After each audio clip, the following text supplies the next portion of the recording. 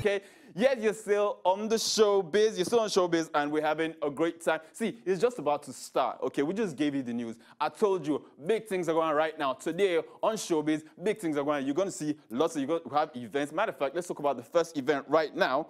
And Irep International Documentary Film Festival 2019. It's an exhibition of documentary worldwide. It was a 3-day event, all right? 3-day event, and you know what? Let's just go to it straight. Irep International Documentary Film Festival 2019. Let's get to it straight. When we come back, we have the events, we have the head-to-head, we have Caesar Leo, the Man of Steel up. Matter of fact, let's not do anything, let's just look at me. Okay, I'm playing.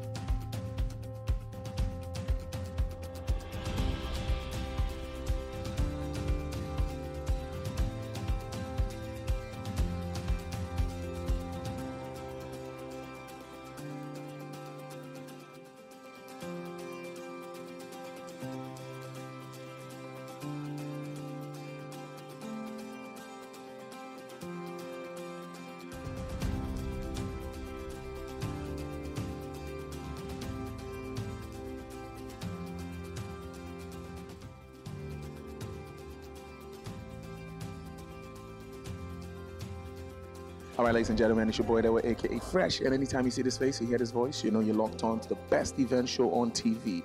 Right now, we're here bringing you the best of the best events. It's Irep International Documentary and Film Festival 2019. Trust me, it's a 4-day experience of exhibition of beautiful and deep movies. We're talking about short films and documentaries that really depict what we want them to hear. So we're going to be talking to people about it, and you know how it is. We'll bring you behind the scenes of everything going on here. Welcome once again to Irep International Documentary and Film Festival 2019. But every time we gather here, we talk about documentary films. As we said at the very opening, one of the challenges we've had in curating films for Irep is the fact that we don't always have enough documentaries done by Nigerians. So we have to rely on our co-curators, our international curators from Germany and from the US. But this year, remarkably, we've had almost about 12, I think 2 of them have been pulled out, 12 films produced by Nigerians. Remarkably again, by young people. I started with one film, which was Green Passport in the Rainbow Nation, about Nigerians in South Africa. That was during the xenophobia incidents. And I just went to South Africa with a small crew, and we made this film, and it was well received. After that, I thought, what next? You know, the whole issue of being a Nigerian abroad, what happens to you? Because I was a Nigerian abroad for most of my life. I lived in the UK. I saw myself as a Nigerian first and foremost in a foreign country, even though I was British. So those stories need to be told. What happens to Nigerians? We're also desperate to go abroad. What happens when you get to South Africa? What happens when you get to Ghana? The second one was students in Ghana. Nigerian students are going to university in Ghana. We all know why. I don't have to go into the politics. When they get over there, they pay in dollars. They pay in dollars. So those are the kind of stories I'm interested in. This didn't quite fit the pattern, but at the end of the day, it's still a story about Nigerians went into a foreign country, the way they were received, the way that we represented our country. This wasn't, the Russian World Cup, the jersey everybody was shouting about was not the first trendy jersey. Probably you guys are too young to remember. The one you saw in the film was a hot ticket. So Nigeria, we have a lot of influence in the world. How do we use it? How do people see us? And how do we seize the narrative? Nigerians are not all, all those negative things. Wherever we are, we can have a positive impact. And I see that as my role as a documentary filmmaker. I'm not saying I'll go on forever making stories about Nigeria and Nigerians in diaspora, but for now, that has been the story. I can count how many festivals of theater, of art, of exhibitions that have been held here. And almost all are basically free.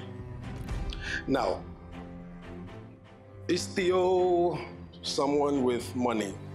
I don't think so, because he owes me a lot. The theme of this year's storyline is really exploring how storytelling has actually become a way of life in our times. The entire social media, intervention of social media, commands us to introduce ourselves with a story, not only of who we are, but of how we see ourselves. Stories are critical to how we communicate, and religions communicate through stories. Human knowledge is driven by stories. Traditions and cultures are driven by stories. So the question that we find to be critical in these times surrounds what kind of stories we tell of ourselves. Well, I don't know what their idea is or was, but my perception of it, having experienced it now second year running, is that it's helped me to look at issues that would have ignored, or issues that we're actually deliberating on and never haven't done anything about them. But when you see these issues brought to your face in pictures, you can identify that, look, this is a way to solve a lot of the problems we have. For example, in Lagos State, we have a major problem with refuse. Were a documentary done about refuse and brought to our faces, we not only see our problems, see how we came about those problems, and possibly how we can solve them.